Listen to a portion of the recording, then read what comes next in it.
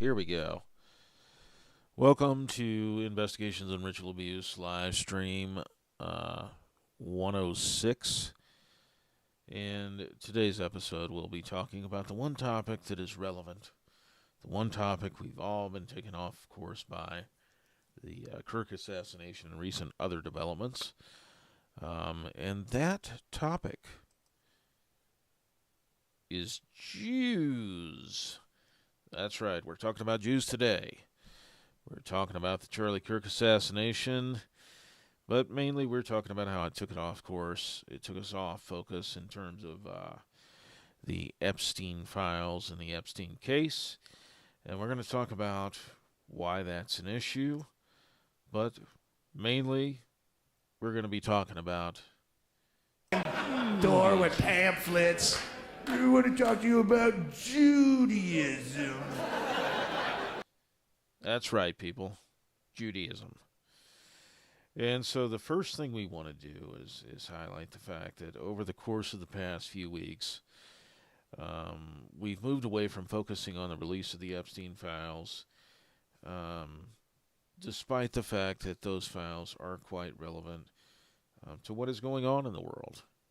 And they're quite relevant to whether or not our government used children as sexual bait to compromise elites in order to blackmail them, in order to make them more compliant and more pliable with intelligence operations, not just with respect to sex trafficking, but also with moving money around through the LLCs and corporate fronts of the elites for the purposes of intelligence operations.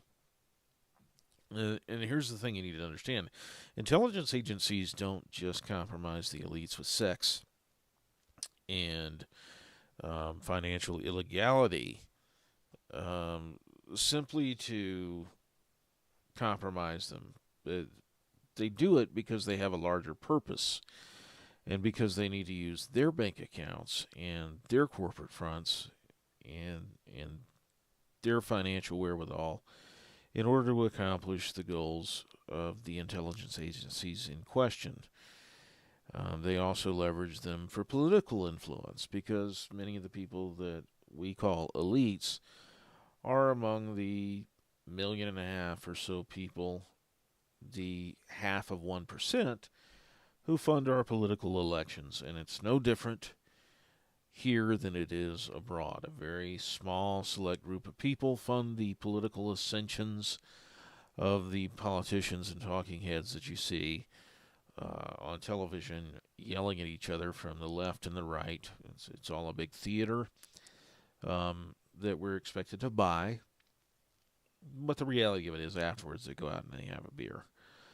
So all of those pundits, I hate to break your heart, but all of those pundits secretly get along. And I know this because I used to work in politics. And one of the real eye-opening experiences was watching your boss scream at another talking head on the screen or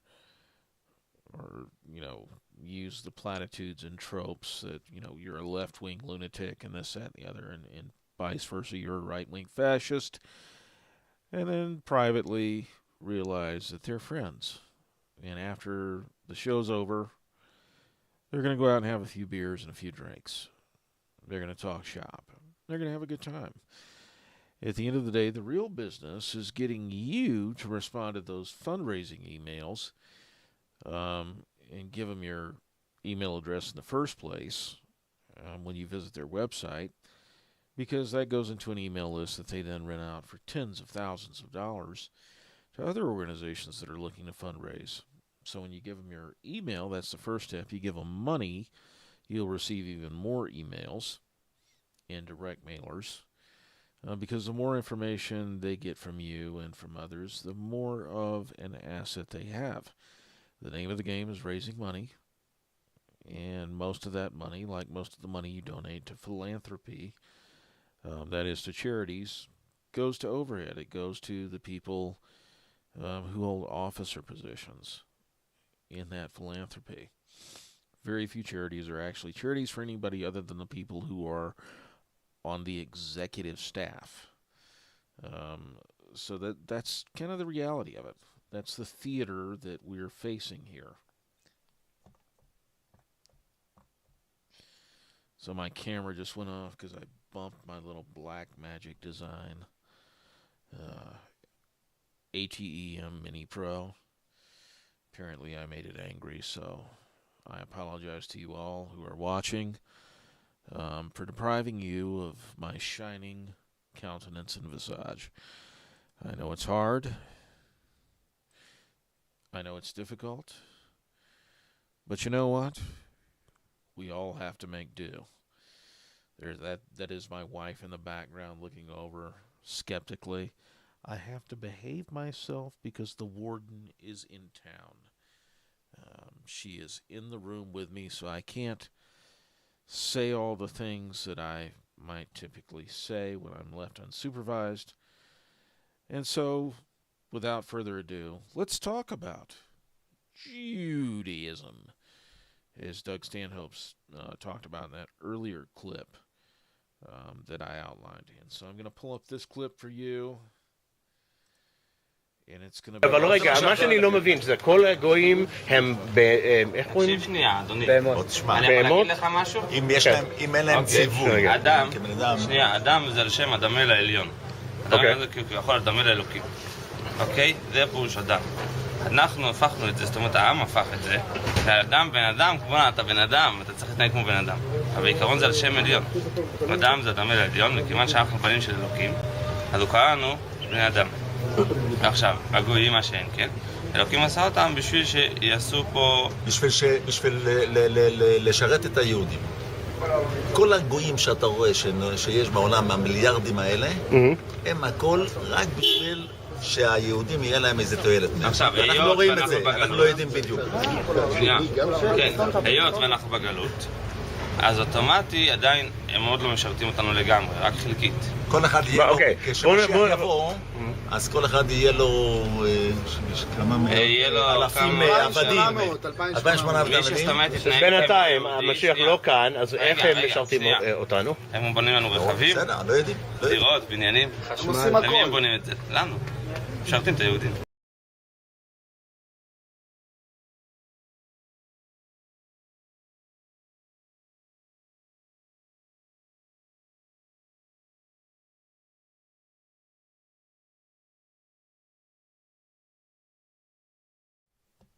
That's what we're dealing with here, folks. We're dealing with a group of people who think that when the Messiah comes, they will have 2,800 of us apiece as their slaves, and that we exist only to serve them. You heard it in that video. Old Orthodox Jew and a younger Orthodox Jew articulating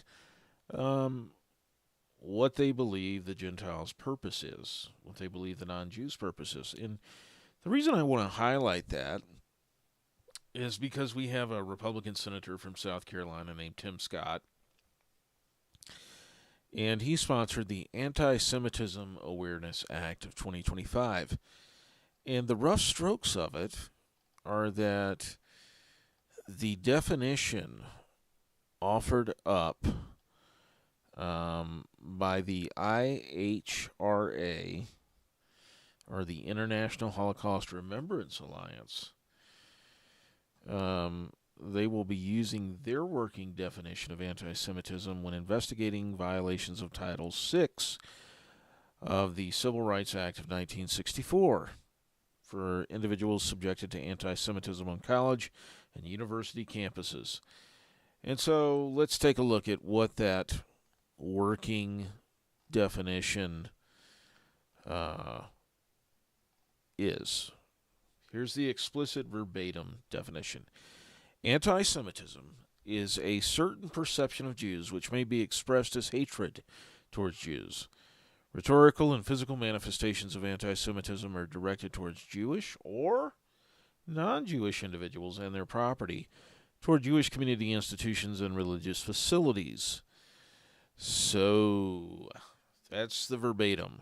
However, there are some contemporary examples that are offered on the website JewishRemembrance.com, and it says, making mendacious, dehumanizing, demonizing, or stereotypical allegations about Jews as such, or the power of Jews as a collective, such as, especially but not exclusively, the myth about a world Jewish conspiracy, or of Jews controlling the media, economy, government, or other societal institutions. Now, that clip that I just played you, I want to play it for you again, just so you understand what those Jews were saying and how it fits. They're making mendacious or stereotypical allegations about Jews, or the power of Jews as a collective. So let's review that clip again. אבל רגע, מה שאני לא מבין, שזה כל הגויים הם איך קוראים? תקשיב שנייה, אדוני. בהמות. תשמע, אני יכול להגיד לך משהו? אם אין להם ציווי, אדם, כבן אדם... שנייה, אדם זה על שם הדמה לעליון. אדם זה כביכול הדמה לאלוקים. אוקיי? זה פירוש אדם. אנחנו הפכנו את זה, זאת אומרת העם הפך את זה, והאדם בן אדם, כמו אתה בן אדם, אתה צריך להתנהג כמו בן אדם. אבל בעיקרון זה על שם עליון. אדם זה הדמה לעליון, וכיוון שאנחנו פנים של אלוקים, אז הוא קרא לנו בני אדם. עכשיו, הגויים מה שאין, כן? אלוקים עשה אותם בשביל שיעשו פה... בשביל לשרת את היהודים. כל הגויים שאתה רואה שיש בעולם, המיליארדים האלה, הם הכל רק בשביל שהיהודים יהיה להם איזה תועלת. עכשיו, אנחנו לא רואים את זה, אנחנו לא יודעים בדיוק. שנייה, כן, היות ואנחנו בגלות, אז אוטומטי עדיין הם עוד לא משרתים אותנו לגמרי, רק חלקית. כל אחד יהיה לו, כשמשיח יבוא, אז כל אחד יהיה לו כמה אלפים עבדים, 2,800 עבדים. בינתיים, המשיח לא כאן, אז איך הם משרתים אותנו? So there you go, folks. They go on in that clip to say that the Gentiles do all of the physical labor for the Jews. They build the cars and the apartments, and the person conducting the interview, the guy on the street, as it were,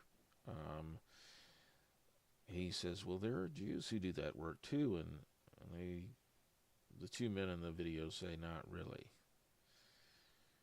And so, according to the International Holocaust Remembrance Association's own, or alliance, their own definition of anti-Semitism, these men are guilty of making mendacious, dehumanizing, demonizing, or stereotypical allegations about Jews as such, or the power of Jews as a collective, such as, especially but not exclusively, the myth about a world Jewish conspiracy, or of Jews controlling the media, economy, government, or societal institutions. There you have it. According to those two men, and this is a view shared by many Jewish Israelis and Jews who were Orthodox, the Gentiles are created by God solely to serve the Jewish interest. And when the Messiah comes, each Jew will have 2,800 Gentile slaves to do whatever they command. That's your purpose. That's the entire reason you are created by God, is for the benefit of the Jews. And so when we talk about the Anti-Semitism Awareness Act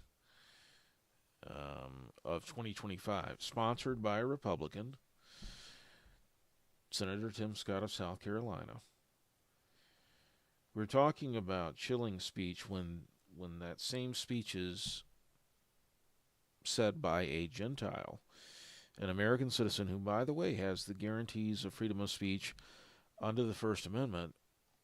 That can be considered anti-Semitic speech. It can be considered discrimination. And this legislation explicitly uses the International Holocaust Remembrance Alliance's working definition of anti-Semitism. And from the International Holocaust Remembrance Alliance's own website, manifestations of anti-Semitic speech that go beyond the verbatim definition that I read earlier would include speech such as that which I presented in that clip of those two Jewish men in Israel being interviewed by a man on the street, but only if you as an American Gentile say it. Then it's anti-Semitic. If they say it, it's perfectly fine. And for me to point out the inconsistency or the intellectual incoherence here, well, that's anti-Semitic as well. And so what you've got to look at here is, okay, this is the attitude that these individuals have towards Gentiles, that they are created solely for the benefit of the Jew by God. That's their whole purpose. And that when the Messiah does return, each of them will have 2,800 of us as their slaves. And what I would say to you is, even before the Messiah has come, they already have us as their slaves, because our entire government has been colonized by Zionists. And so you have Tim Scott, senator from South Carolina, explicitly trying to introduce legislation, the Anti-Semitism Awareness Act of 2025, which would limit or curb or intimidate people from expressing the speech that I just expressed.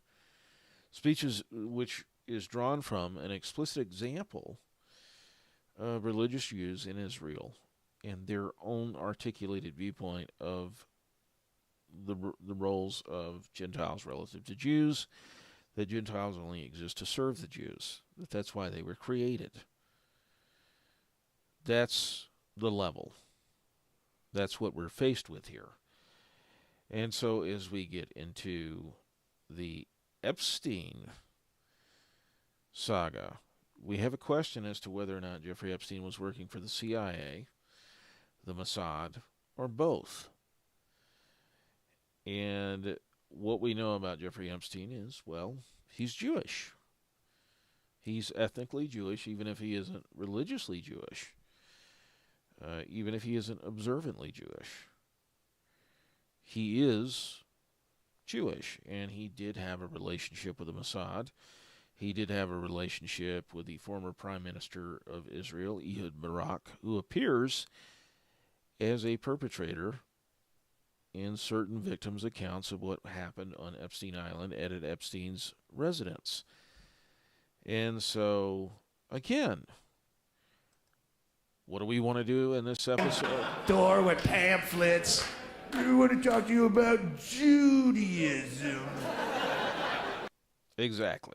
We want to talk about Judaism, because we're still a free country, and we still have the ability to talk about Judaism. And so as we go forth and we examine this topic, the first thing that we want to do is look at the O'Keefe Media Group's undercover interview of an individual named Schnitt. What a great last name. Mr. Schnitt, who works for the Department of Justice, was caught on video talking about the Epstein case, talking about why Ghislaine Maxwell was transferred to a minimum security prison. Mr. Schnitt was caught on video by the O'Keefe Media Group talking about any number of factors related to the Epstein case. And so let's talk about Mr. Schnitt. And first off, we want to present Mr. Schnitt in his own words on video footage captured by the O'Keefe Media Group. And what do you do for work here? I work for the Department of Justice. Okay. Been there like 23 years. I'm an analyst. I'll be acting deputy chief of our office for a few months starting next week. I work closely with like all the federal law enforcement agencies and the U.S. attorney's offices, the prosecutors and stuff. The thing is, it's interesting because I do deal with so many of the agencies, like the Bureau of Prisons, the Marshal Service, the FBI, U.S. attorney's offices. So there you have it. You have the opening clip here in which Mr. Schnitt introduces himself as a Department of Justice employee who works on a variety of different subject areas. And here's the second clip where Mr. Schnitt elaborates.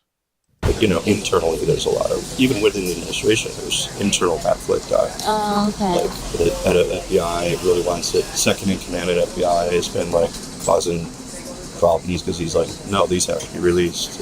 Yeah. So the FBI wants them out. Yep, the top two guys that do that. And Bonnie does it. I don't know what Bonnie wants. Bonnie wants whatever Trump wants. Sure. So in that clip,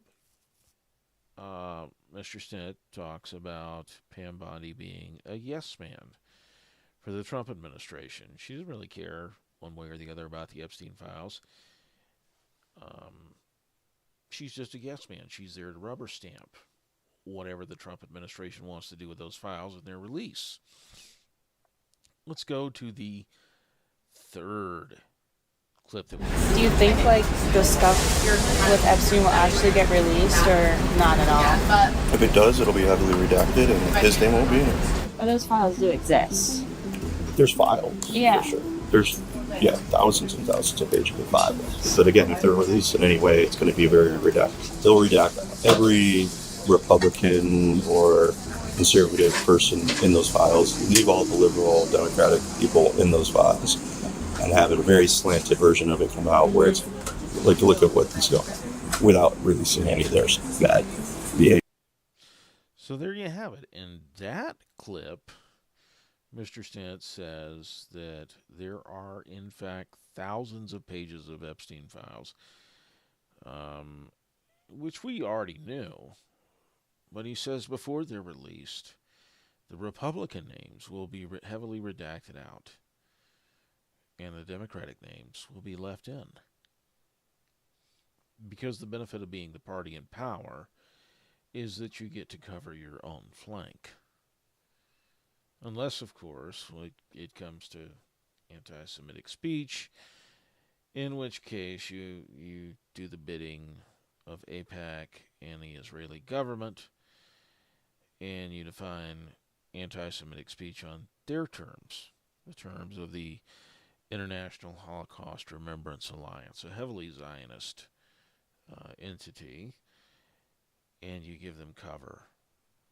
And, of course, in exchange, perhaps they won't drop the Epstein files that they have into the public view, which expose Republicans to embarrassment or to criminal liability for their actions as it pertains to Jeffrey Epstein.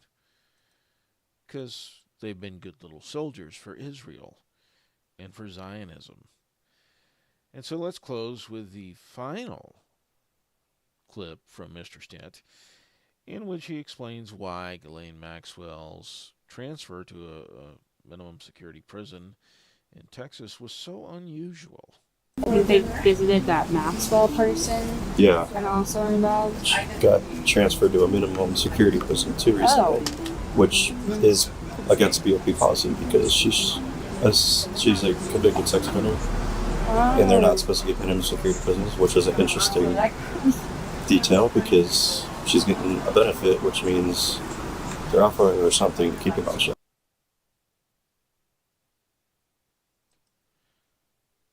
There you go.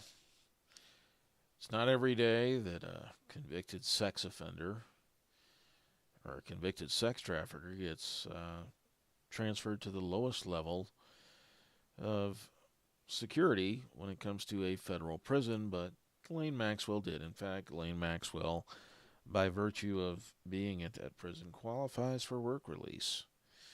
That is, she could leave the facility and hold down a job outside of the prison if anybody in the area were interested in hiring her.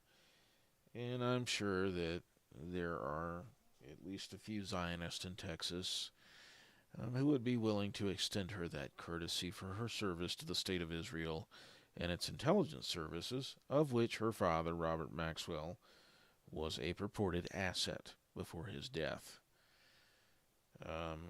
And so that's the level of what we're dealing with here. And it's the level of what has become normal in American society, that we always back Israel, no matter what they do. And if they used American children as bait for intelligence operations to compromise American politicians or American businessmen, so be it. If the CIA did that on their behalf, on behalf of the State of Israel and Zionist interests, so be it. And what do we care? We're too busy arguing over whether or not Tyler Robinson, the alleged shooter of Charlie Kirk, was at Dairy Queen in Orem on a timeline that was too far apart, or too out of line with his ability to be at Utah Valley University and be the shooter. That's what we're talking about here. It's what we've been talking about for the past 3 weeks. In the meantime, the U.S. Congress has voted down the release of those Epstein files, and Speaker of the House Mike Johnson refused to swear in the newest Democratic member of the House of Representatives who would have cast the tie-breaking vote on the release of those files, had there been another vote. And where did Mike Johnson go this past week? He went to Israel, where he kissed the wall that used to be part of a Roman garrison that everyone calls the Weeping Wall or whatever. All of these American politicians who have junkets funded by AIPAC and other Zionist entities, when they go to Israel, they kiss that wall, and they wear their yarmulkes and posture and prostrate themselves before a religion whose Talmud says that Jesus Christ is boiling in excrement in hell for being a blasphemer. That's what the Talmud says. And I'd better be careful, because we might shortly have legislation passed into law. The Anti-Semitism Awareness Act of 2025 might actually become law at some point. And oh, how terrible it would be of me to run afoul of the International Holocaust Remembrance Alliance's sensibilities when it comes to anti-Semitic speech. I might be considered anti-Semitic if I object to the idea that I and 2,799 other people who are non-Jewish might one day be the slaves of a Jew after the return of the Messiah. Which, again, that's that clip of those men. Let's play that again for anyone who's late to the podcast. אבל רגע, מה שאני לא מבין, זה כל הגויים הם איך קוראים? תקשיב שנייה, אדוני. בהמות. אני יכול להגיד לך משהו? אם אין להם ציווי. אדם זה על שם הדמה לעליון. אדם זה כי הוא יכול לדמה לאלוקים. אוקיי? זה פירוש אדם. אנחנו הפכנו את זה, זאת אומרת העם הפך את זה, והאדם בן אדם, כמו אתה בן אדם, אתה צריך להתנהג כמו בן אדם. אבל בעיקרון זה על שם עליון. אדם זה הדמה לעליון, וכיוון שאנחנו בנים של אלוקים, אז הוא קרא לנו בני אדם. עכשיו, הגויים מה שאין, כן? אלוקים עשה אותם בשביל שיעשו פה... בשביל לשרת את היהודים. כל הגויים שאתה רואה שיש בעולם, המיליארדים האלה, הם הכל רק בשביל שהיהודים יהיה להם איזה תועלת. עכשיו, אנחנו לא רואים את זה, אנחנו לא יודעים בדיוק. שנייה, כן, היות ואנחנו בגלות, אז אוטומטי עדיין הם עוד לא משרתים אותנו לגמרי, רק חלקית. כל אחד יהיה לו, כשמשיח יבוא, אז כל אחד יהיה לו כמה אלפים עבדים, 2,800 עבדים. בינתיים, המשיח לא כאן, אז איך הם משרתים אותנו? הם בונים לנו רכבים, דירות, בניינים, למי הם בונים את זה? לנו. משרתים את היהודים. אבל יש גם יהודים שעושים את זה. בקושי. There you go, I mean, a full clip. We exist to build the apartments, the cars, the day-to-day implements that make life possible for ourselves and, of course, for our overlords, the Jews, who we were created to serve by God. Now, for me to say it, it's anti-Semitic. according to the working definition of anti-Semitism on the International Holocaust Remembrance Alliance's website. Because making mendacious, demonizing, or stereotypical allegations about Jews as such are the powers of Jews as a collective, such as, especially but not exclusively, the myth about a world Jewish conspiracy or of Jews controlling the media, economy, government, or other societal institutions. That's off the IHRA's website, HolocaustRemembrance.com. You can go check it out. And you can Google the working definition of anti-Semitism by the IHRA. You can look at the text of Senate Bill 558, the Anti-Semitism Awareness Act of 2025, and you can see that it is, in fact, sponsored by Senator Tim Scott, and that it does legislatively mandate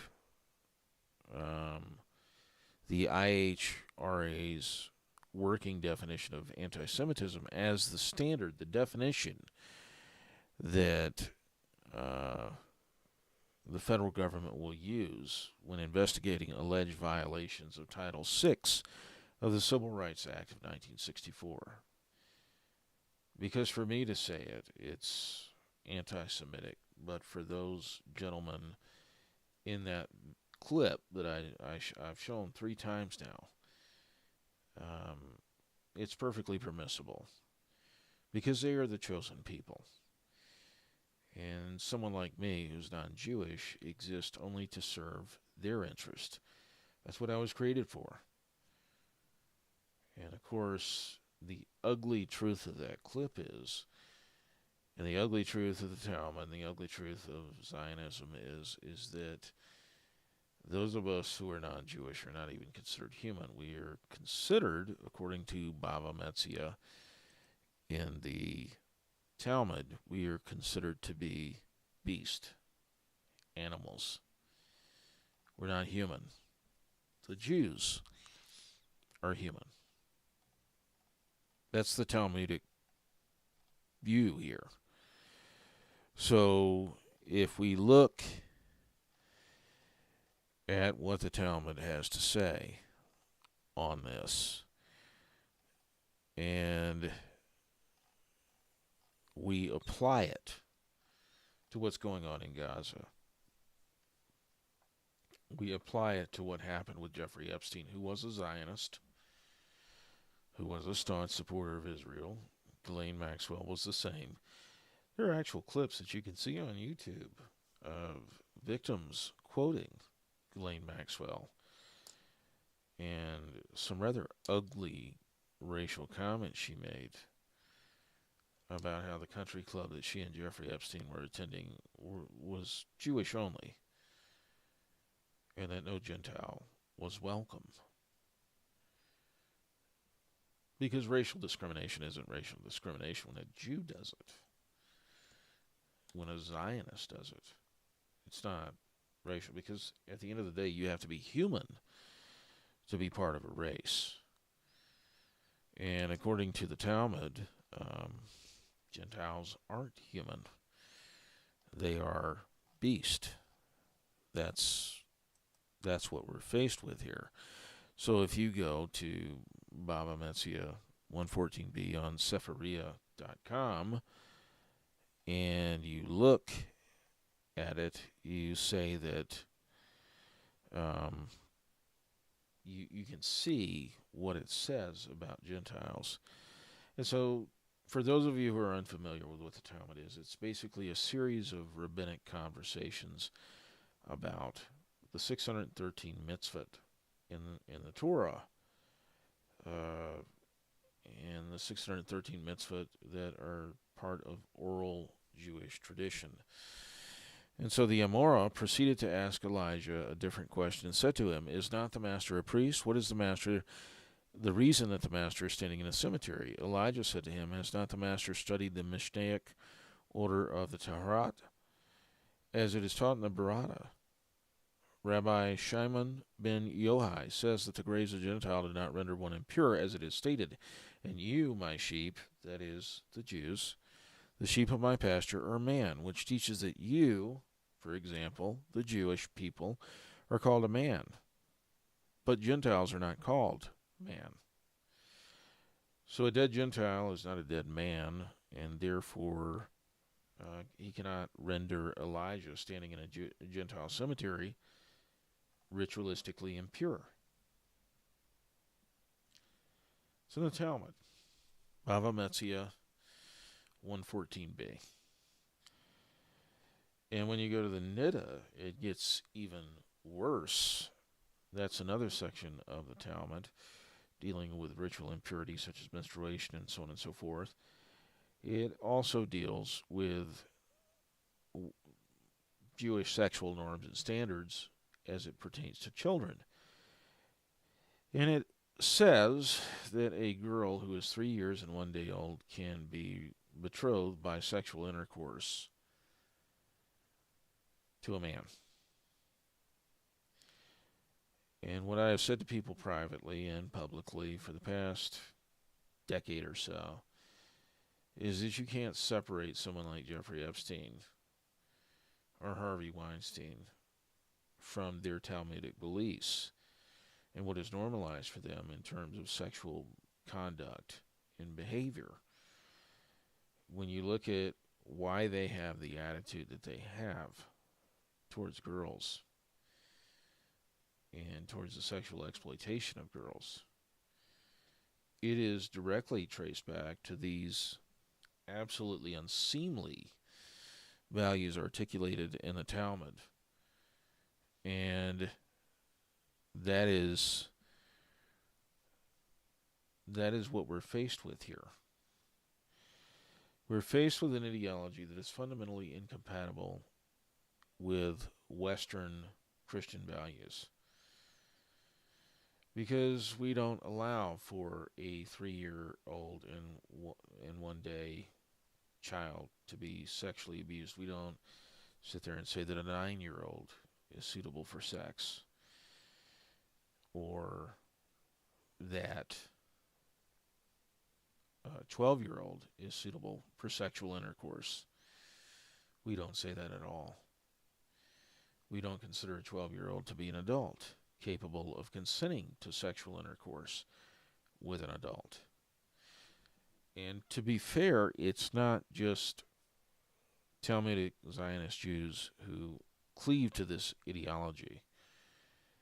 It is Semitic people as a whole, their cultural norms, because if you'll recall, the Prophet Muhammad in Islam married Aisha at 6 years of age.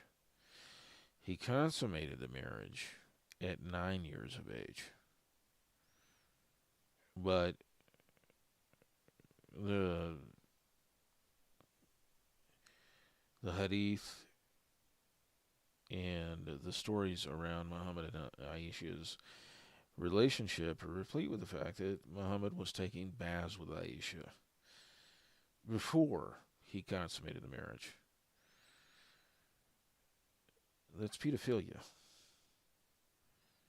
That's child rape. That's child sexual abuse. That's grooming. That's what we would call it now. And you can say that the cultural norms were different, but evil is evil.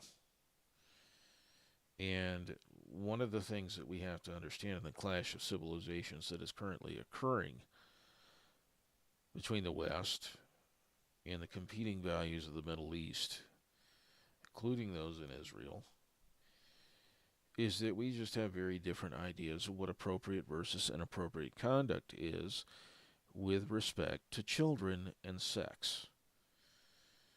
We have very different ideas of what appropriate sexual conduct is between adults.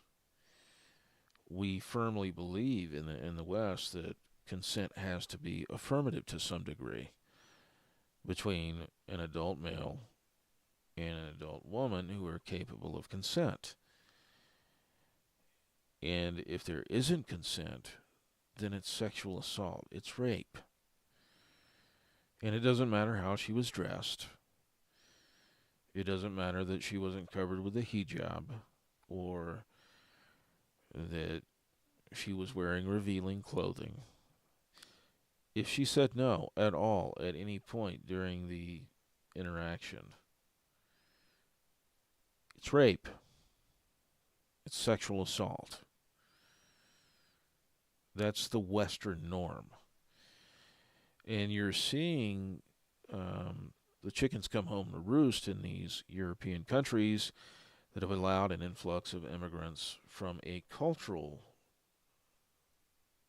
region, or from a region whose culture has very different ideas about sexual norms and sexual behavior and consent. You're seeing rape rates spiking throughout Europe because what you have here is a very different set of values with respect to sexual conduct, with respect to sexual consent.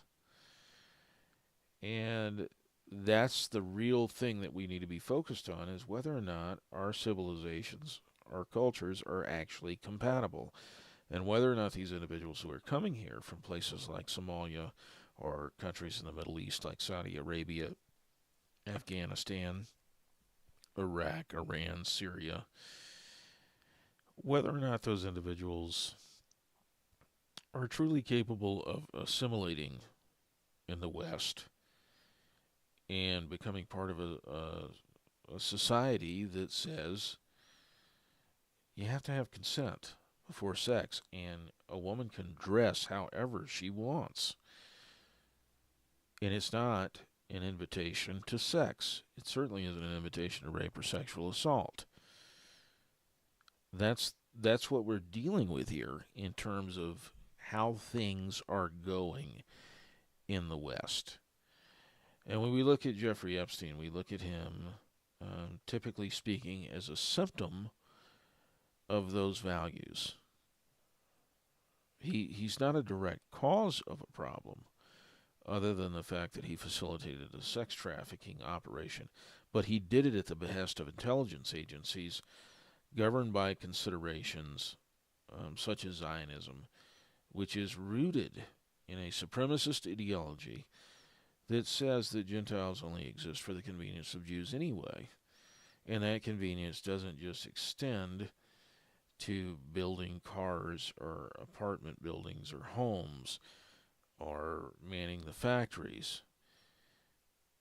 The thing about slavery is that it's sexual.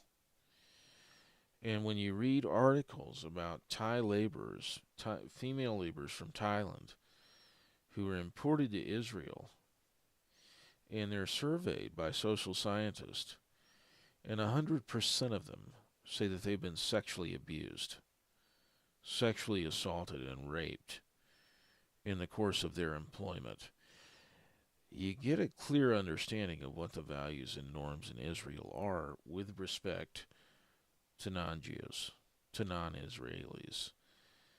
And you get a sense of just what slavery entails. It doesn't entail just labor. It entails sexual exploitation.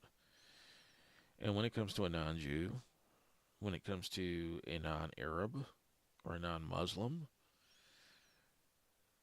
everything is on the table.